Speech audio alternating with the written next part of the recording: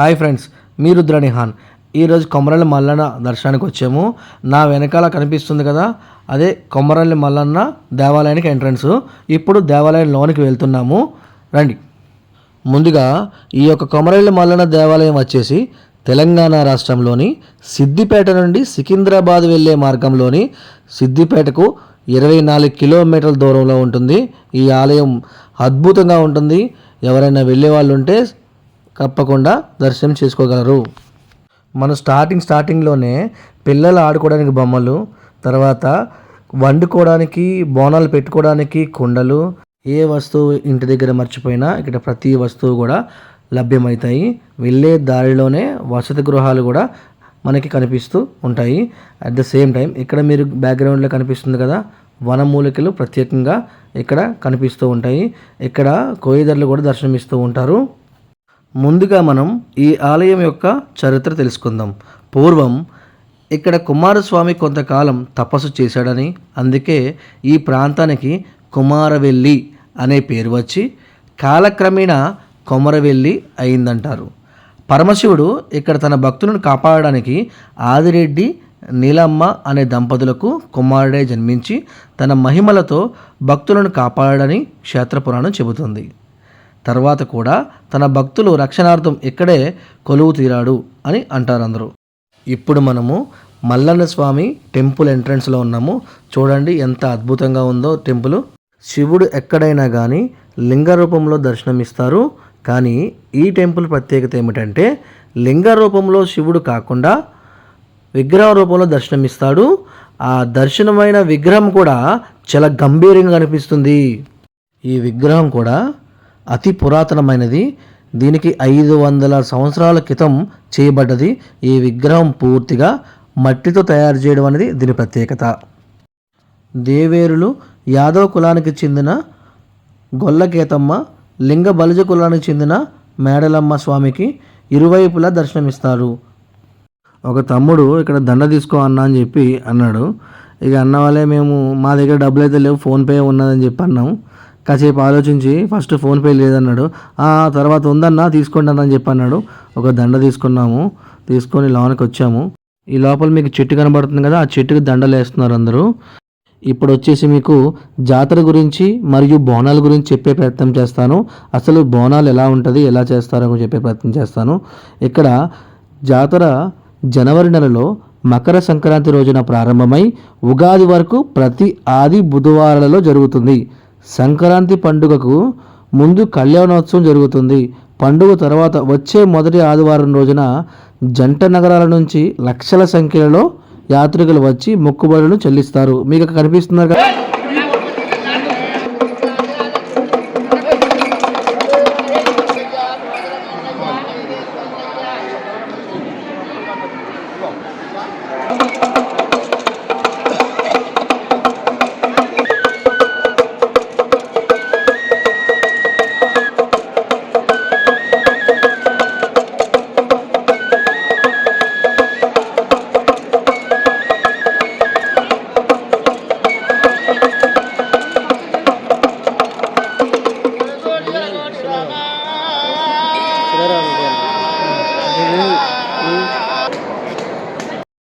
బ్యాక్గ్రౌండ్లో కనిపిస్తుంది కదా, ఈ చెట్టుకే తీసుకున్న ముడుపులు మరియు ఆ దండలు ఈ చెట్టే కట్టుకొని భక్తులు తమ కోరికలు తీర్చమని ఆ పరమశివుడిని వేడుకుంటారు.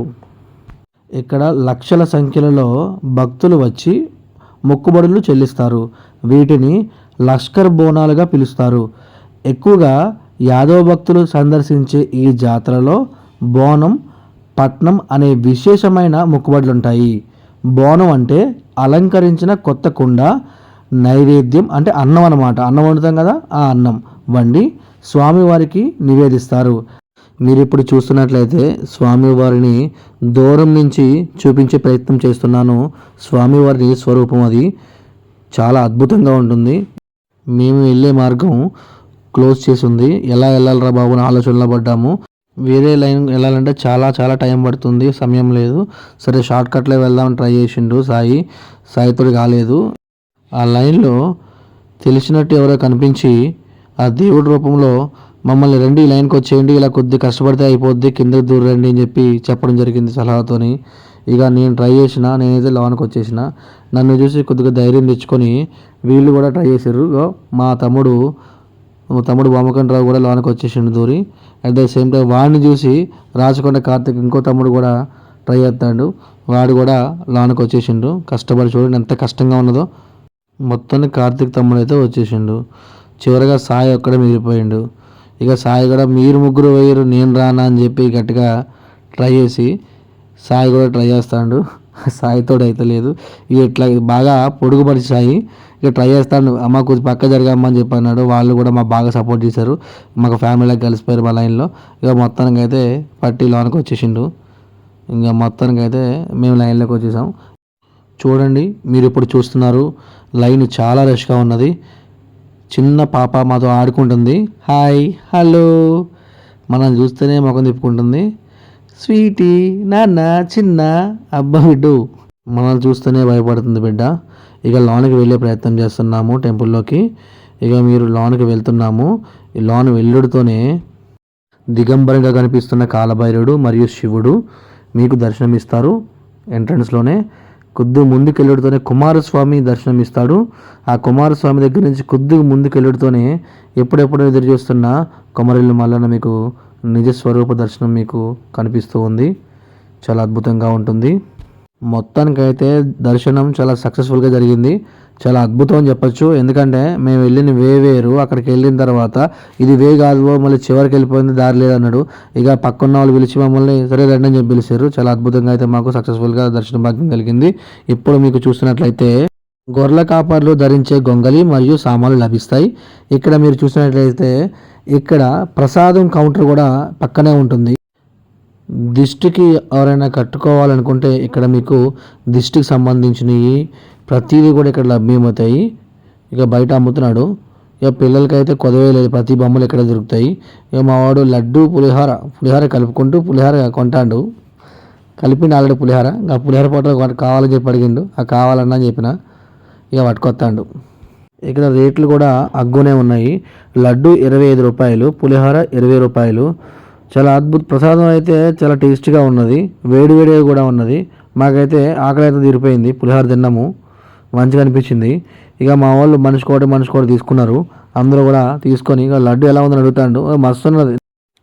బయటకు వచ్చుడితోనే మా వాళ్ళందరూ కూడా కుంకుమ విభూది ఇవన్నీ కూడా తీసుకున్నారు.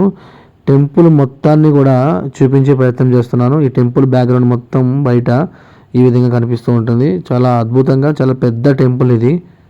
చాలా ఆకర్షణీయంగా ఉంటుంది. నిత్యం భక్తుల హడావిడితో కిటకిటలాడుతూ ఉంటుంది. ఇక్కడ ఫోటోగ్రఫీకి సపరేట్గా ఆ మల్లన్న ఎలా అయితే విగ్రహ రూపంలో దర్శనమిస్తాడో సేమ్ అలానే ఇక బయట మల్లన్న ప్రతిరూపాలు బయటవన్నీ కూడా కనిపిస్తూ ఉంటాయి. ఇక్కడ దగ్గరికి వెళ్ళి ఫోటో తీసుకోవచ్చు. ఎందుకంటే అక్కడికి ఫోటో తీసుకోవడానికి అవకాశం ఉంటుంది కాబట్టి ఇక ఇక్కడికి వచ్చి అందరూ ఫొటోస్ తీసుకుంటూ ఈ బయట ఇంట్లో పెట్టుకుంటారు. చాలామంది చాలా ఇష్టంగా ఫోటోలు తీసుకుంటూ ఉంటారు. ఈ ఫోటోకి 10 నిమిషాల్లో వాళ్ళు ఇచ్చేస్తూ ఉంటారు. ఈ ఫోటో ఫ్రేమ్స్ కూడా పక్కనే దొరుకుతాయి. చాలామంది ఇక్కడ విక్రయిస్తారు. అద్భుతంగా ఉంటుంది. ఇప్పుడు మీరు చూస్తున్నది కోనేరు. ఈ కోనేరులో స్నానం చేసిన తర్వాతనే టెంపుల్లోకి దర్శనానికి వెళ్ళడం జరుగుతూ ఉంది. కానీ వాటర్ అయితే కొద్దిగా స్మెల్ వస్తున్నాయి. ఆ స్మెల్ కూడా రాకుండా మన వాళ్ళు బ్లీచింగ్ అది కూడా వేస్తారు. ఇక పిల్లలు అయితే ఇక అట్లాంటిది ఏం లేదు, ఫుల్ ఎంజాయ్ చేస్తున్నారు. ఇక్కడ చూస్తున్నట్లయితే ఈ చిన్న వంకాయలు అవిసె గింజలు అన్నీ దొరుకుతున్నాయి. అట్ ద సేమ్ టైం ఇక్కడ మట్టి గాజులు కూడా మీకు కనిపిస్తూ ఉన్నాయి. చాలా అద్భుతంగా ఉన్నాయి మట్టి గాజులు. అలానే ఇంతకు ముందు నుంచి మీకు చెప్తున్నాను, వనమూలికలు అయితే ప్రత్యేక ఆకర్షణగా నిలిచాయి. ఎక్కడ లేని వనమూలికలన్నీ కూడా ఇక్కడే లభ్యమయ్యేటట్టు కనబడుతున్నాయి. ఇక్కడ బుడ్డోడైతే మాకు స్పెషల్ అట్రాక్షన్ అనిపించింది. వెంటనే అనుకున్నట్టుగా వీడియో తీశాను. ఇక బుడ్డోడు చూడండి ఎంత యాక్టివ్గా ఉన్నాడో. ఇక బాయ్ కూడా చెప్తున్నాడు. మన వ్యూవర్స్ అందరికి కూడా సబ్స్క్రైబర్స్ అందరికి కూడా హాయ్ చెప్తాడు. ఇక చూడండి ఇక బయటకు వచ్చుడితోనే అక్కడ మార్కెట్ ఎలా ఉన్నది చూడండి. సమయం అయిపోయింది, క్లోజ్ చేసే టైం అనుకుంటాను ఈవినింగ్. ఇక అందుకే కొద్దిగా తగ్గుతున్నాయి. ఉదయం అయితే ఫుల్ రష్ ఉంటుంది. ఇంకా thanks for watching Rudrani Khan.